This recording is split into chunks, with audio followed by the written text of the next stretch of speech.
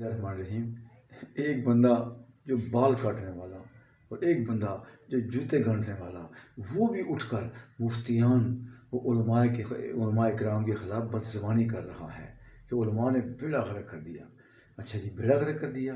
کیا بیڑا غرق کر دیا؟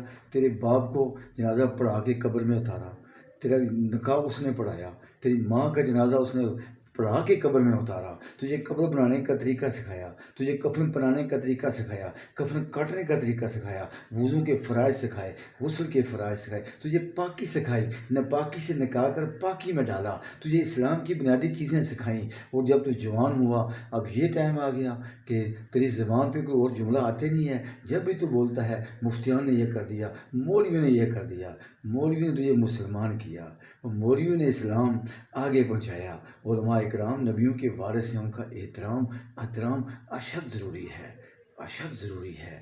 اپنی زبانوں کو کنٹرول کیجیے۔